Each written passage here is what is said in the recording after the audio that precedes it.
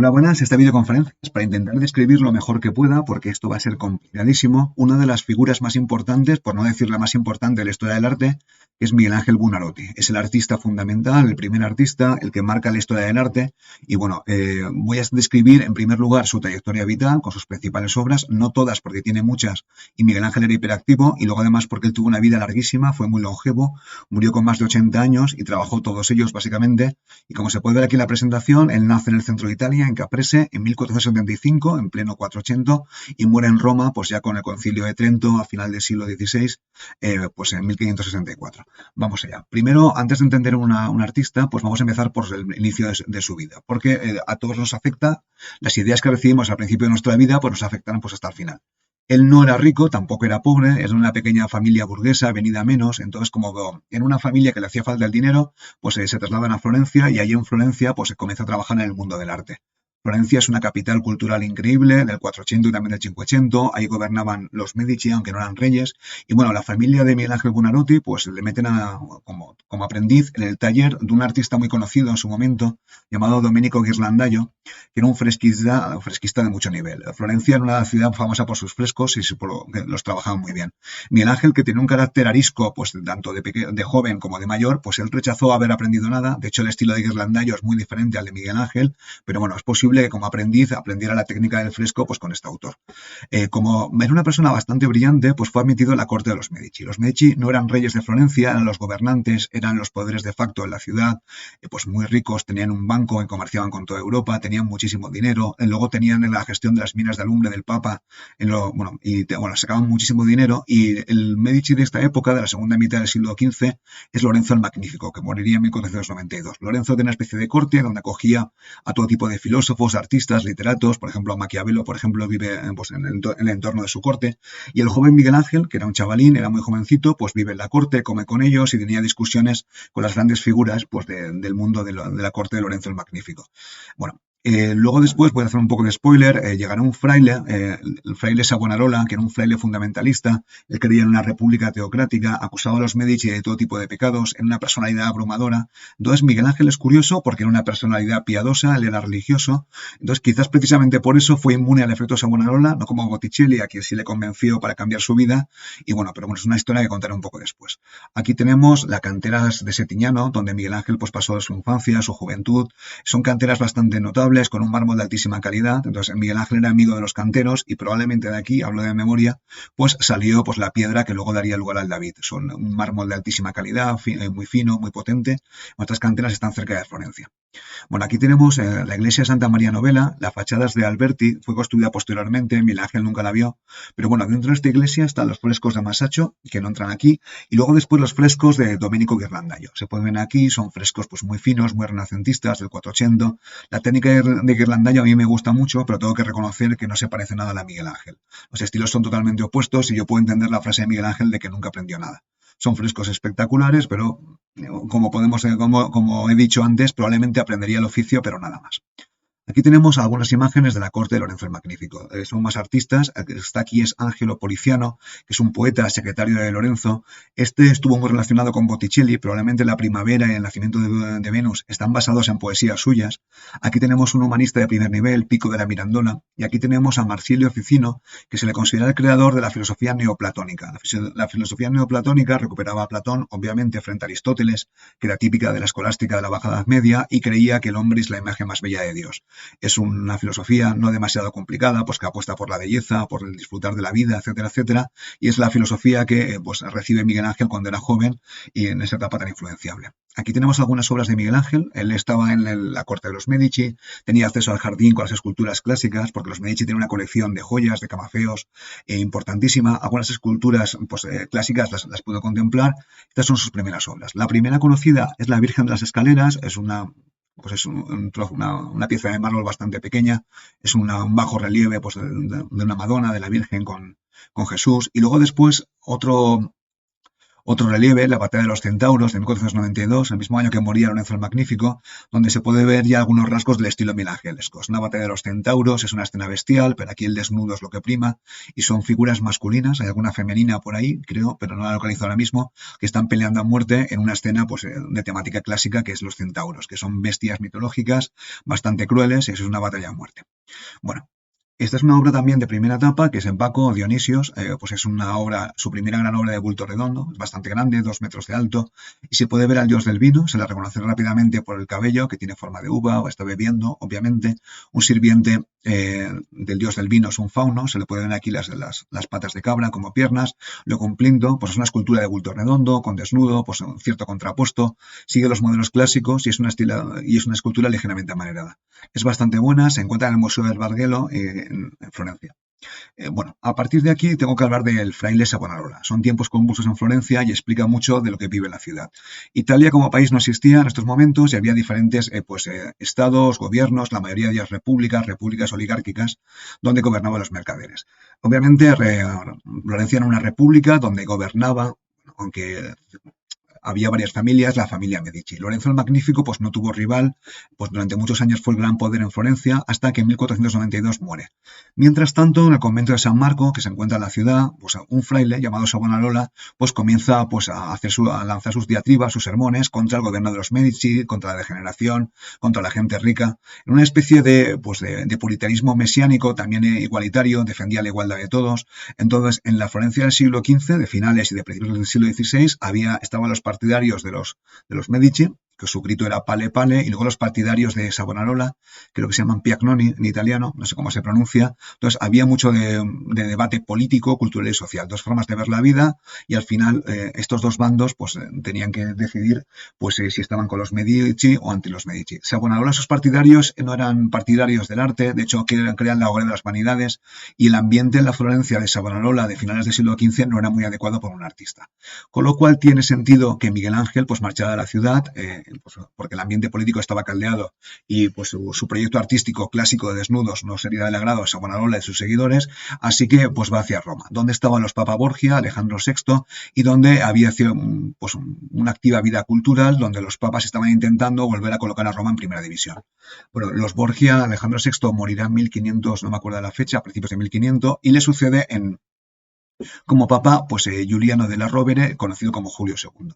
Esto es un papa que como líder espiritual fue terrible, pero vamos, como líder político fue bastante notable. Intentó poner a Roma en primera división, toma su nombre de Julio II, de Julio César, que es un nombre bastante raro para un papa, porque era un papa que iba a la guerra, se vestía con armadura, hacía misas de campaña, tenía un proyecto político y cultural. Y luego también pues acoge todo tipo de artistas, entre ellos a Bramante, con Rafael de discípulo, Rafael de Sancio, y Miguel Ángel comienza a trabajar para el papa, para Julio II. Antes de eso, Miguel Ángel trabaja para un cardenal francés que estaba en Roma, pues como legado de, creo que el rey de Francia, que le encarga tallar una pieza de mármol. Y hace lo que se llama la Piedad. La Pietà, que son las grandes obras de Miguel Ángel, que se encuentra actualmente pues, en la Basílica de San Pedro, según entras a la derecha. Es una pieza de mármol, de una sola pieza, de bulto redondo, bastante grande, casi 2 metros de alto.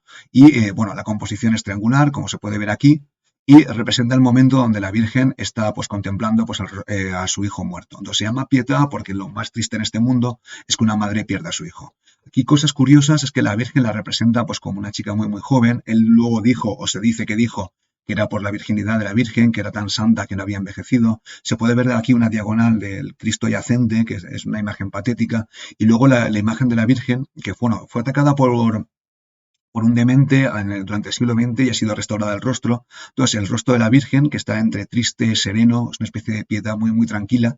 Y bueno, pues el trabajo de los paños, del vestido de la Virgen es absolutamente espectacular. También se puede ver pues, la herida de los clavos de Jesús.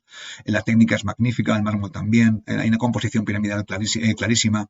Luego después, aunque está la Basílica de San Pedro, hay que tener en cuenta que la Basílica de San Pedro no estaba construida en estos momentos. Se crea para una capilla del siglo IV, paleocristiana. Miguel Ángel tuvo en cuenta la luz, pero bueno, eso hoy en día, según se entra, está protegida por una mampara y apenas se puede ver. Y otra cosa muy curiosa es que Miguel Ángel es la única obra que puso su nombre. Está aquí en la cinta, en la banda que tiene la Virgen, y puso inscribió que su nombre que la había hecho él. Esta sería la única obra que pondría su nombre porque a partir de la Pietà, que tuvo un éxito increíble, pues nunca más necesitaría poner su nombre en una escultura. porque ya en estos momentos comienza a ser un artista absolutamente famoso en toda Italia. Luego, después, otra cosa curiosa es que, bueno, la Virgen es gigante, o la composición piramidal, si se levantara de ella, pues sería pues básicamente un gigante de casi, pues casi 2,5 metros, 3 metros. Entonces, pero bueno, es muy típico de Miguel Ángel, porque a pesar de no ser naturalista, uno se olvida de lo artificial por la belleza de la escultura. Es tan potente la escultura que uno se olvida de que esa virgen no es real, ni por la juventud ni por el tamaño. Y bueno, el tema es un tema que sacó del norte de Europa, que se llama Vesperville, pero bueno, en el norte de Europa la Virgen la hacían de tamaño correcto, con lo cual eran figuras un poco ridículas, porque la Virgen era demasiado pequeña y Cristo demasiado grande. Bueno, esta obra que hace para este cardenal francés tuvo un éxito increíble y a partir de aquí pues empieza a recibir más obras. Las cosas en Florencia estaban un poco más tranquilas, Savonarola fue quemado, eh, perdió la guerra y fue quemado y vuelve a Florencia donde en la ciudad le encargan hacer otras obras. Como se puede ver, en el 94, 97, el Papa Borgia, las facciones rivales, opositores a Savonarola. Entonces, cuando vuelve a Florencia, el nuevo líder de la ciudad, Sondarini, creo que hablo de memoria, pues le encarga hacer una escultura que es el David de Miguel Ángel, que es probablemente su proyecto más conocido. Es un encargo de uno de los grandes gremios de la ciudad, el arte de la lana, que era el gremio que trabajaba para la catedral, sus símbolos en el Agnus Dei, un corderito obviamente, ya que es el arte de la lana, le encargan hacer una escultura de gran tamaño. Miguel Ángel sabía que había una pieza de 5 metros de mármol grandísimo, no en demasiado buen estado, que estaba abandonada casi 40 años y sabía que él podía tener acceso a la escultura, así que se plantó en Florencia rápidamente y optó a esa piedra que era enorme. Luego trabajó en privado, estuvo de 1501 a 1504, porque es una obra de gran tamaño, casi 5 metros, y para hacer una escultura de temática bíblica, porque el David es una historia del Antiguo Testamento de la Biblia, pero con una forma absolutamente clásica. No es el primer David desnudo, el David de Donatello también es el mismo tema y se hace desnudo, pero el David de Donatello era una obra semiprivada. Esta obra sería expuesta en la Catedral de Santa María de Fiore en Florencia, una obra que pagaba el arte de la lana, que era el gremio de la catedral. Luego después la cambiarían y lo iban a colocar y lo colocaron en la Piazza de la Signoria como representación de la ciudad de Florencia. Había otro David que había hecho Donatello de mármol, también bastante grande, estaba de vestido, que no había tenido demasiado éxito. Entonces se puede ver aquí la figura del David. Como pasa con el caso de la Pietà, pues es naturalista en sentido, pero hay cosas que no están bien del todo. Por ejemplo, la cabeza es demasiado grande, aunque nos olvidamos de ella por la belleza que tiene tiene un contrapuesto evidente, hay un trabajo anatómico que Miguel Ángel, que le gustaba diseccionar cadáveres y estudiar anatomía, pues lo hace muy bien. Se puede ver aquí que sobre el hombro lleva la honda, que es esa arma, esa tela, donde se colocan las piedras, se voltea y luego lanza la piedra a Goliat. Luego después uno aquí en la mano puede ver las piedras que colocaría en la honda para lanzar a Goliat. Se puede ver aquí un plinto, un tronco para reforzar la escultura, es de 5 metros, y básicamente está mostrando una historia de la Biblia donde un joven hebreo, David, que es un joven pastor, pues se va a enfrentar a un gigante llamado Goliat. El gigante, la Biblia, pues mide 1,90, 2 metros, es un gigante. Al final David, volteando su honda, pues le mete un pedazo en la cabeza y lo mata. David representa el momento donde donde David está a punto de enfrentarse con su destino, con Goliat. Es como pongo aquí en el PowerPoint, el hombre contra el destino. Es un momento de intensa concentración. Esto los contemporáneos le llaman la terribilidad, que es algo muy típico de Miguel Ángel. Es una figura en contrapuesto, tranquila, pero es un momento de tensión. Y esta obra, es enorme y fue colocada en la Piazza de la Signoria. Luego, después, los florentinos, que la obra les gustó mucho desde los primeros momentos, aunque les gustó casi más por lo grande que por el tema. Este tema del David tenía mucho éxito en Florencia por el tema de ellos se concebían a sí mismos, la ciudad de Florencia, como si fueran David. Ellos eran una pequeña ciudad rodeados por poderes muy superiores como Francia, Carlos VIII, con la monarquía hispánica en el sur, como el Papa. Entonces ellos se veían que la ciudad de Florencia era David y sus enemigos o rivales eran Goliat. Otro tema que también le gustaba mucho es Judith de Holofernes. Entonces esta obra tuvo un éxito enorme y se colocó en la Piazza de la Signoria, donde estaría muchos años, hasta que ahora la han llevado al museo a la Galería de la Academia, que es un museo solamente para la escultura del David. Aquí tenemos imágenes, es una pieza de mármol que, estaba un poco defectuosa, con lo cual hay algunas partes que no están bien del todo, pero bueno, se puede ver aquí cómo representa las venas, cómo representa el rostro. Es un rostro de intensa concentración y la imagen del David, es una de las grandes obras de la historia del arte universal. Aquí tenemos el David de Donatello, que era bastante más pequeño, creo que son 2 metros de alto, y aquí tenemos el David de Miguel Ángel. Se colocó delante de la Piazza de la Signoria, delante de lo que es el gran, bueno, el Palazzo Vecchio que está en Florencia. Luego también hubo propuestas para colocarlo en esta logia, pero al final se colocó aquí, donde sufrió daños en el siglo XVI, bueno, le cayó una piedra y luego al final lo quitarían. Era un espacio espectacular, hoy en día hay una réplica, obviamente, entonces esta obra fue concebida para representar a la ciudad de Florencia frente a los enemigos externos, perdón, que era pues el papado, Francia, España, etcétera. Aquí tenemos una imagen curiosa porque durante la Segunda Guerra Mundial fue cubierto, se puede ver aquí, por un muro de ladrillo, una especie de armadura, porque había peligro de que fuera dañada por los bombardeos. Italia participó con los alemanes en la Segunda Guerra Mundial y había bombardeos sobre Florencia, sobre la Toscana todos los días, bueno, todos los días, muchos días, con lo cual la protegieron con un muro de ladrillos. Una cosa también curiosa es que durante mucha parte de la historia, sobre todo en las épocas más puritanas, fue cubierta con una especie de tela o con hierbas, porque el desnudo no siempre se veía bien en todos los momentos.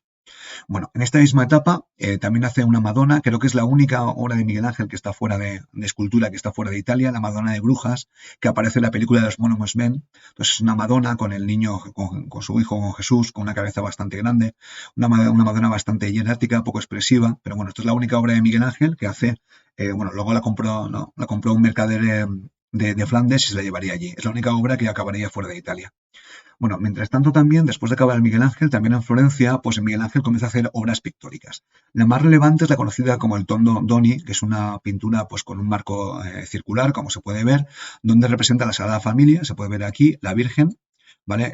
Es una pintura, si no me equivoco, temple sobre tabla, los colores son espectaculares, muy brillantes, y está la Virgen, pues, bueno, la Virgen en San José, que es un hombre mayor anciano aquí, sosteniendo a Jesús. Es una figura que también tiene una composición triangular, muy marcada, el dibujo es finísimo, la técnica es brillante y representa pues, a la Virgen como pues, de forma escultórica, pues, de forma muy musculada, con los músculos muy potentes. A mí me recuerda mucho ese icono feminista de Rosy la Remachadora, pero bueno, es una opinión personal. Y lo que es muy curioso es que se puede ver aquí pues también figuras desnudos clásicos.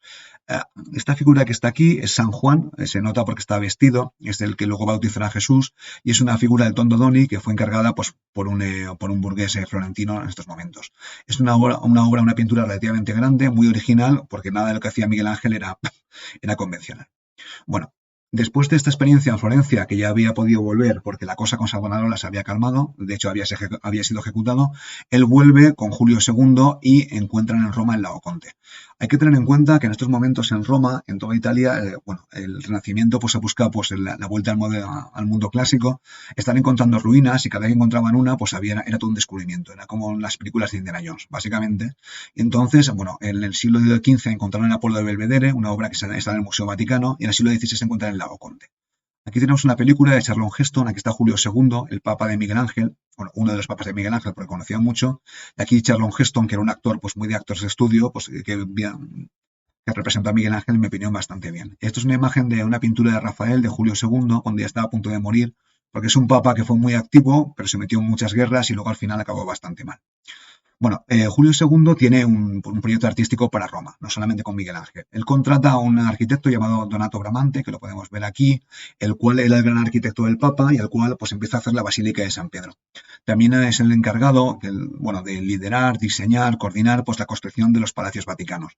Por ejemplo, el Cortile de la Piña, que está en el Museo Vaticano, es de Bramante. Luego también estos patios bueno, de los palacios vaticanos del museo actualmente, pues son en parte obra de Bramante, aunque han sufrido obviamente muchas reformas. Bueno, esta es la obra que encuentra Miguel Ángel, bueno, Bramante también está por ahí. Esta obra en Laoconte la encontraron sin brazo, luego después encontraron el brazo y Miguel Ángel había averiguado cómo está, y en Laoconte pues es una obra pues de la época helenística, aunque es una copia romana probablemente, pues inspiró muchísimo a Miguel Ángel, y si ya creía la filosofía neoplatónica, pues ya con el Laoconte mucho más. Entonces, para la tumba de Julio II que le van a encargar, pues Miguel Ángel hará muchos esclavos. En esos esclavos, aquí tenemos algunos de ellos, ¿no? Se nota mucho la inspiración de Laoconte, esa fuerza, esos músculos tensos, esa terribilidad, que si ya era patente Miguel Ángel antes, con el Laoconte mucho más. Bueno, como he dicho antes, Julio II tenía a Bramante como principal arquitecto, pero a Miguel Ángel le encarga hacer su tumba, la tumba de Julio II. En un proyecto monumental, vamos, propio de un papa bastante ególatra, bastante poco mal papa, pero buen político, y esa tumba en teoría iba a estar dentro de la Basílica de San Pedro que había empezado a construir. Entonces Miguel Ángel se pone a ello, aunque no tenía fondos suficientes porque era una obra carísima. Se conservan algunos diseños, algunos proyectos de la tumba de Julio II, aquí se puede ver uno. Entonces con la tumba como la estaba diseñando Miguel Ángel. Bueno, tiene muchos bocetos, diseños, iba a ser un proyecto monumental y bueno, de esta tumba solamente le dio tiempo a hacer unas cuantas cosas. Unas cuantas esculturas. La más importante dentro de la tumba de Julio II, la única escultura que le dio tiempo a acabar, es la tumba del Moisés, que iba a estar en un lateral de la tumba de Julio II.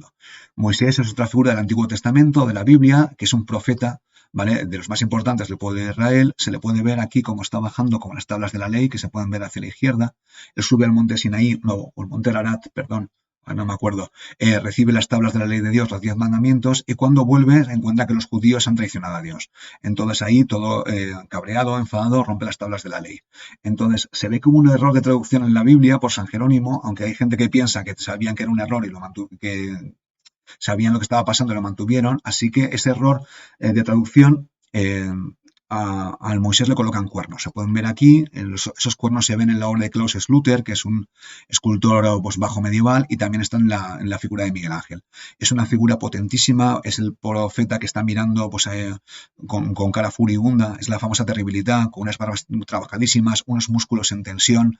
Está mirando hacia un lado porque iba a estar en una esquina de la tumba, el modelado es perfecto. Esta obra impresionó a propios extraños. Por ejemplo, a Sigmund Freud era una de sus obras favoritas cuando estuvo en Roma.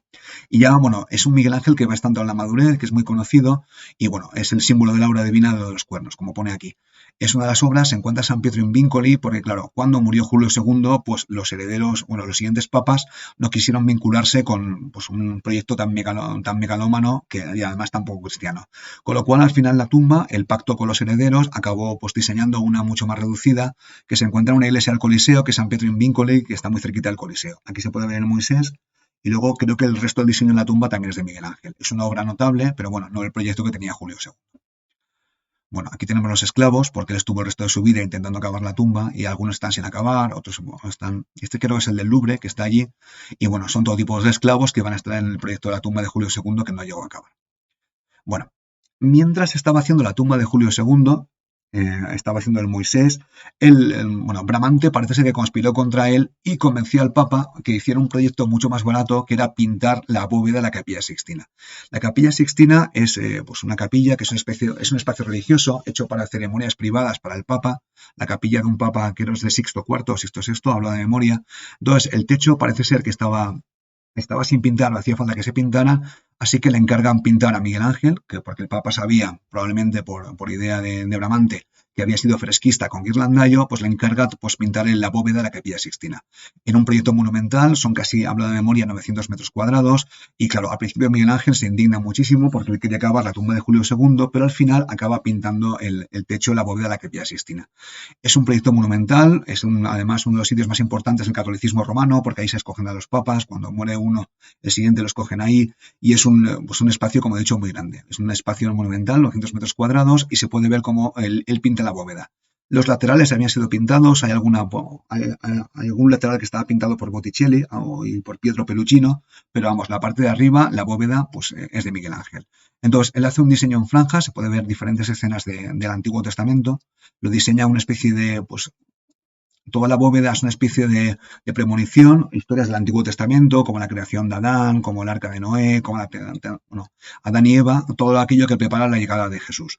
Es un proyecto monumental, bastante Miguel Angelesco, y él mezcla, como suele mezclar en todas sus obras, motivos clásicos, los profetas, y luego, motivos cristianos, los profetas del Antiguo Testamento, o hebreos, y luego motivos clásicos, por ejemplo, las sibilas de la antigua Roma. Entonces, es un proyecto monumental, está casi 20 metros de alto, es una pintura al fresco, con lo cual si se equivocaba tenía que volver a romperlo. Parece ser que tuvo un montón de problemas con sus ayudantes, despidió a algunos de ellos, no sabía trabajar. A ver, Miguel Ángel no sabía trabajar muy bien en equipo, y esto es un poco la imagen de la Capilla Sixtina.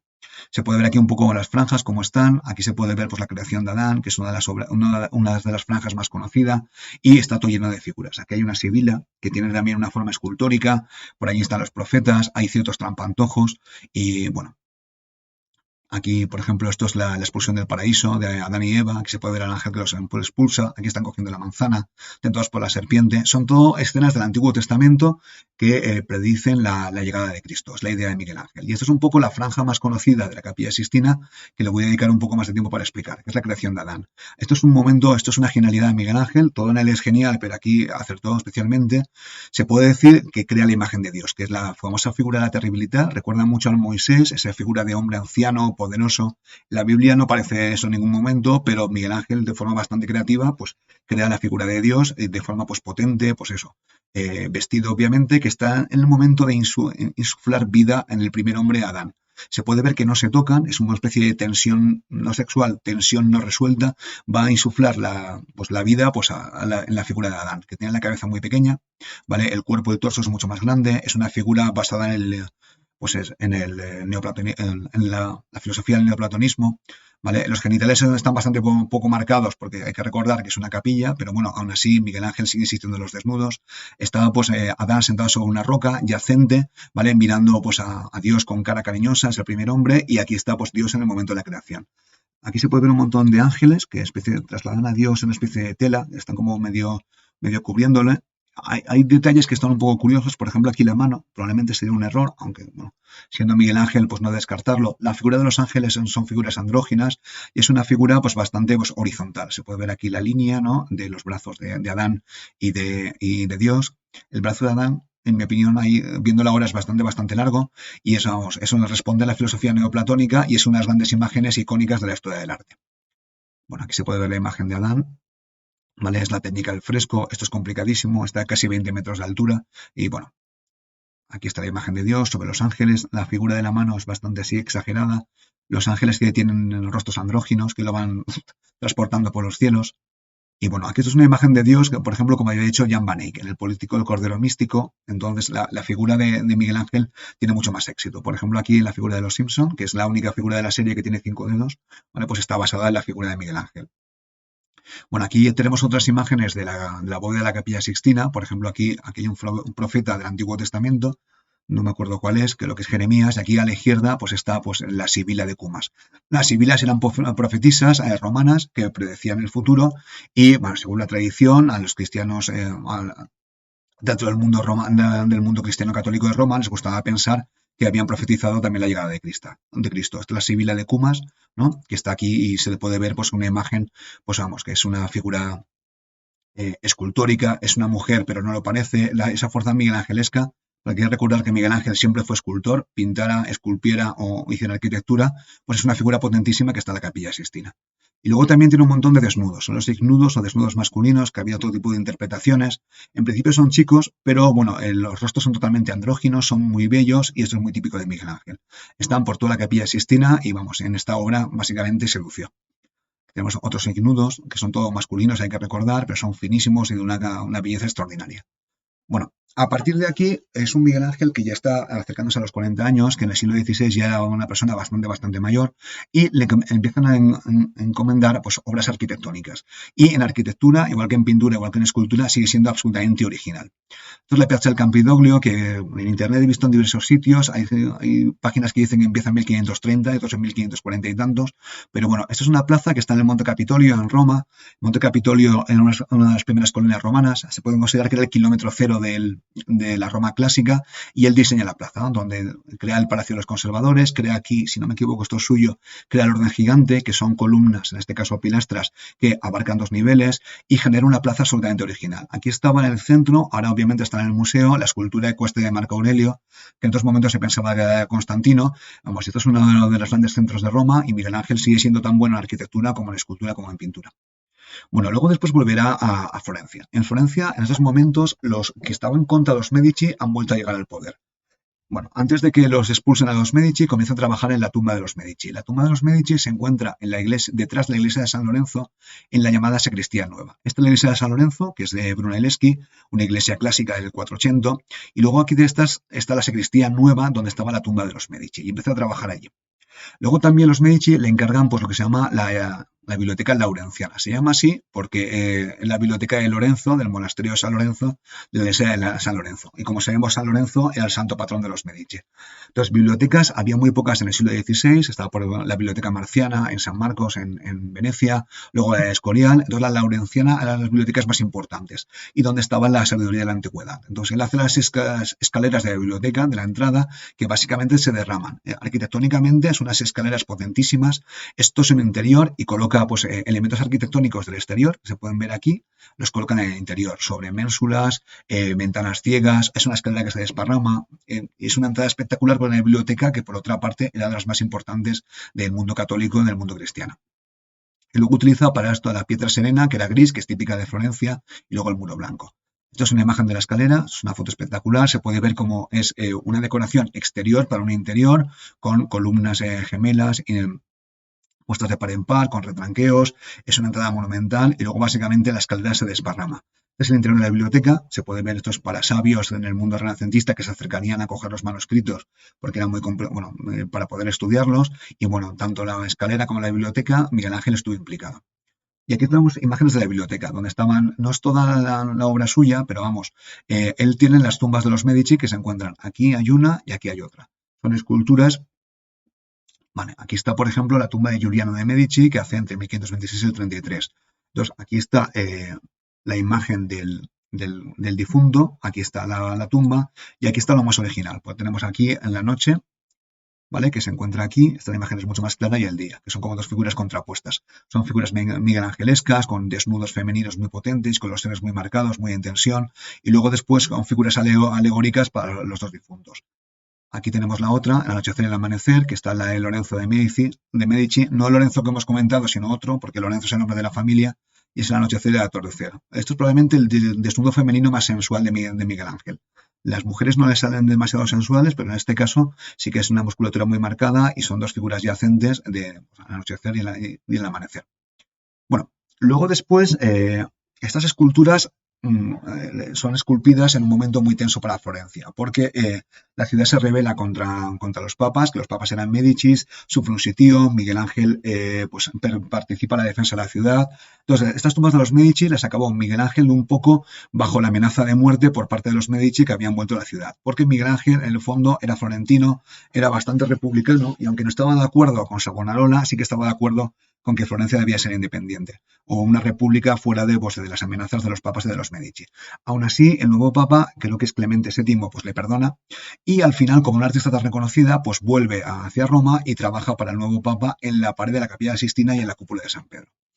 Entonces, hemos visto que Miguel Ángel pintó la bóveda de la Capilla Sistina, pues ahora le encargan pintar la pared. Aquí es un Miguel Ángel que está mucho mayor. Hacemos el cálculo, se había nacido en 1475, pues aquí ya tenía 57 años. Es un Miguel Ángel mucho más mayor y el tema de la pared de la Capilla Sistina es mucho más tétrico, mucho menos optimista, mucho menos neoplatónico que la bóveda. Entonces se puede ver que es el tema del juicio final. El tema del juicio final aparece en el Nuevo Testamento y es un momento donde Jesús va a juzgar a los que se han portado bien y los que se han portado mal.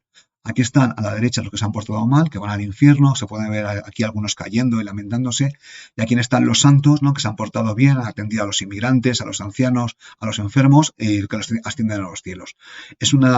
Aquí se puede ver a Jesús en el centro y luego después aquí se puede ver este crucifijo que no está pintado, que está en la Capilla Sixtina y que Miguel Ángel probablemente lo pudo ver.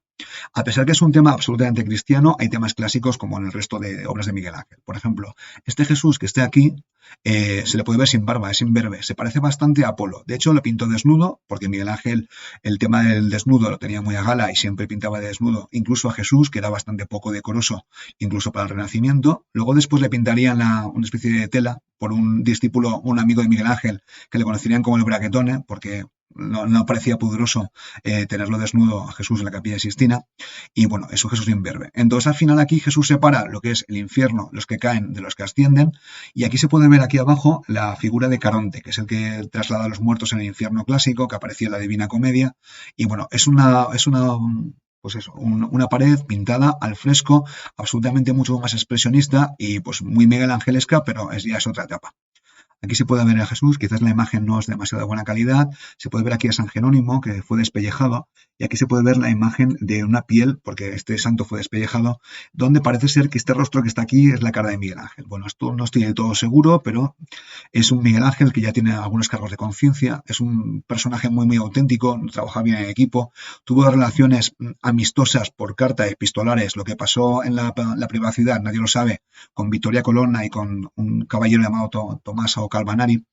Y bueno, esto es una pintura pues, de un Miguel Ángel mucho más piadoso y mucho quizás arrepentido o mucho más potente. Se puede ver aquí pues, un Jesús mirando a la gente que se va a condenar, aquí se puede ver a la Virgen María, también se puede ver a pues, figuras musculadas muy Miguel Angelescas. Esta imagen es de mayor calidad. Las mujeres que están aquí son mujeres que no son vírgenes, sino que están interviniendo de forma activa. Miguel Ángel con el tema de las mujeres, pues no las pinta demasiado activas, pero en este caso, probablemente por influencia de Vittoria Colonna, que tuvo una relación epistolar con ella muy potente, muy cariñosa, pues quizás las incluyó por esa razón. Son figuras musculadas, muy potentes, que están, pues, aquí, como ya he comentado, las mujeres activamente, pues, ayudando a salvar a la gente y llevarlos a los cielos. Es una obra potente que está en la Capilla Sixtina y, bueno, esto es la imagen de Jesús imberbe, es muy potente, muy Miguel Angelesca, con los músculos marcados, y esa fuerza de Miguel Ángel, aunque fuera anciano, pues no la perdió pues ni de joven ni de viejo. Bueno, aquí se puede ver cómo caen al infierno aquellos que se condenan, y aquí tenemos uno de los críticos que le criticó a Miguel Ángel, ahora no me acuerdo del nombre, el cual le colocó como Minos, que es un personaje condenado, según la tradición, al infierno, rodeado por una serpiente. Uno de los que acusó a Miguel Ángel de impiedad, ¿vale? Que era poco decoroso, pues lo colocó en el infierno. Es Miguel Ángel hasta el final. Se puede ver figuras, son figuras que la contorsión es muy potente, con escorzos. Vamos a ver aquí esta persona que se le básicamente el trasero. Es una figura, bueno, es una imagen muy potente, la Capilla Sixtina, la pared. Bueno, es un Miguel Ángel mayor y el Papa le sigue dando encargos. Como hemos hablado antes, Bramante era el arquitecto del Papa, pero había muerto en 1514 y Bramante había empezado lo que se llama la Basílica de San Pedro. La Basílica de San Pedro hoy en día está construida, es una basílica enorme, es donde se celebra, es la iglesia más importante del catolicismo romano, y este es el proyecto que había hecho Bramante, basado en San Pedro y Montorio, para la Basílica de San Pedro.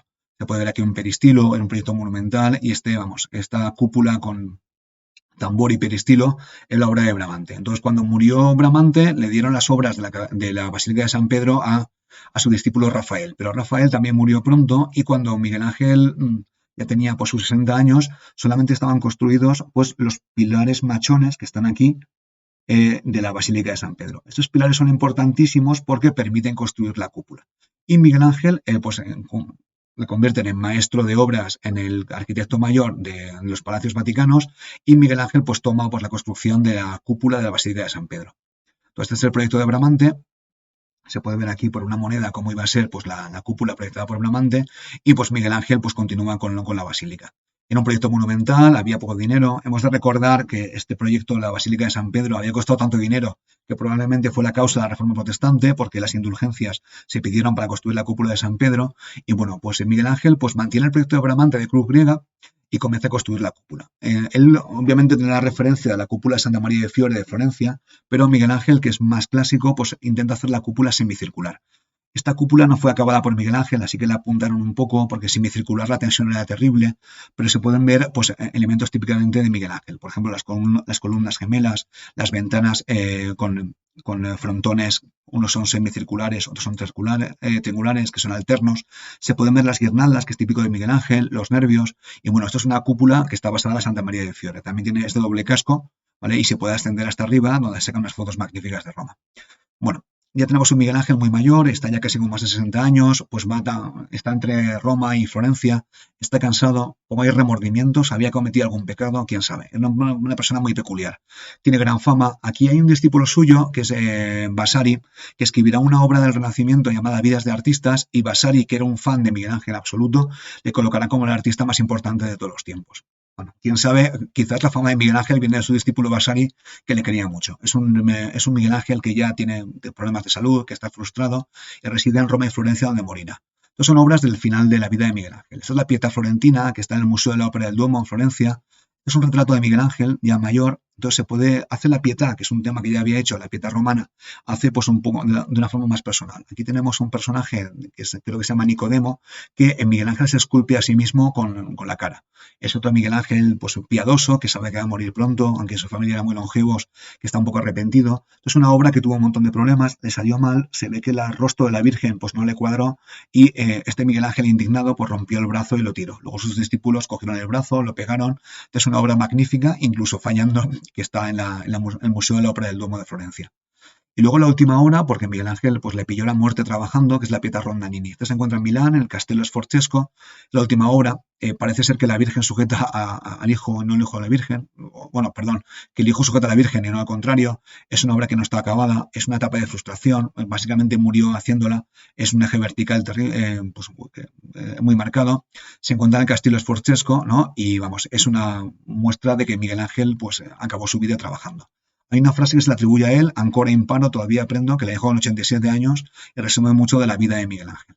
Bueno, ahora voy a hacer un poco de resumen sobre su vida, porque este vídeo ha sido largo, pero es que Miguel Ángel, bueno, es que su vida da mucho de sí.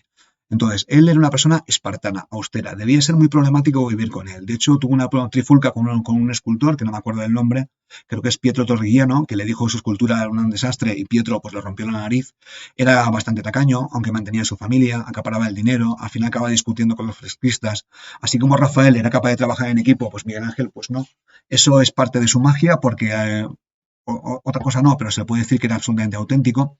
Y bueno, además se comprometía en muchas actividades, muchas obras no las acababa. Por ejemplo, la fachada de la iglesia de San Lorenzo, que la tenía que acabar, pues nunca la acabó. Era florentino, republicano, aunque trabajaba para los papas, pues tenía ciertas suspicacias, ciertas reticencias, porque había visto a los papas lo poco espirituales que podían ser. Y bueno, fue florentino hasta el final. Y luego a nivel de su arte, bueno, yo si algo se puede decir de Miguel Ángel es que es absolutamente original, auténtico en todo lo que hacía. Rompe moldes en escultura, en pintura, en arquitectura, no se va a hacer nada absolutamente normal. Su filosofía es la neoplatónica, es una forma de la vida que a mí me gusta mucho, es una filosofía optimista, el hombre como el hombre es bello, pues es obra de Dios, pues una filosofía optimista, de romperlo todo, de buscar la belleza, de no tener vergüenza nada, de romper moldes. El naturalismo idealista lo lleva hasta el extremo, de hecho rompe el naturalismo haciendo figuras imposibles que parecen naturales porque por lo potentes que son. Tiene una de las cuantas obras más importantes de la historia del arte, solamente él. Es un escultor y se nota tanto en escultura como en pintura como en arquitectura. Sus pinturas, sus vírgenes, sus mujeres son escultóricas, musculadas, potentes, llenas de energía. Y luego si alguien que define a Miguel Ángel es la terribilidad, esa fuerza miguelangelesca, esos músculos en tensión, esos momentos de equilibrio, de fuerza, pues básicamente es esa fuerza contenida que en realidad son sus esculturas, pero es que era él. Es una vida llevada al extremo, es Miguel Ángel, una vida épica y bueno, con esto he acabado, espero haberlo explicado bien porque es un autor que tiene muchísimo y bueno, hasta aquí hemos llegado.